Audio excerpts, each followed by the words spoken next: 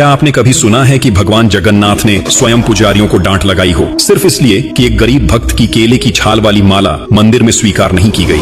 कहते हैं कि रघुदासपुरी के एक महान भक्ति योगी थे जो भगवान राम के परम भक्त थे। उनका आश्रय जगन्नाथ मंदिर के सिंहद्वार के पास एक बड़े छत्र के नीचे था। एक दिन उन्होंने मंदिर में प्रवेश किया और देखा कि भगवान जगन्नाथ के सामने राम, लक्ष्मण और सीता का दिव्य दर्शन हो रहा है। यह दृश्य देखकर रघुदास को यह विश्वास हो गया कि जगन्नाथ और रामचंद्र एक ही देवता हैं और उनकी भक्ति का स्वभाव सखा प्रेम में बदल गया। एक दिन रघुदास ने अत्यंत प्रेम से भगवान के लिए एक सुंदर माला तैयार की। माला तो उन्होंने फूलों से बनाई थी, लेकिन डोरी न मिलने के कारण उन्होंने केले के पेड़ की छाल को धागे की तरह इस्तेमाल किया। भक्ति उनकी सच्ची थी, परंतु मंदिर के नियम कठोर थे। जब उन्होंने माला पुजारी को दी तो उसने तुरंत मना कर दिया, क्योंकि केले की छाल मंदिर में अपवित्र मानी जाती थी। यह सुनकर रघुदास का हृदय टूट गया। वह माला लेकर अकेले रोते हुए अपने आश्रय लौट गए। उस रात मंदिर के पुजारियों ने व्रत रखा। उम्मीद थी कि भगवान स्वयं कोई संकेत देंगे, और सच में रात के गहरे सन्नाटे में भगवान जगन्नाथ उनके सपने में प्रकट हुए। भगवान ने कठोर स्वर में कहा, तुमने रघुदास की माला ठुकराकर उसकी भक्ति का अपमान किया है। वह माला मेरे लिए सबसे प्रिय है, क्योंकि वह प्रेम से बनी थी, न कि नियमों से। वह इस समय घर में बैठा रो रहा है, भूखा प्यासा। जब तक उसकी माला मेरे गले में नहीं चढ़ाई जाती,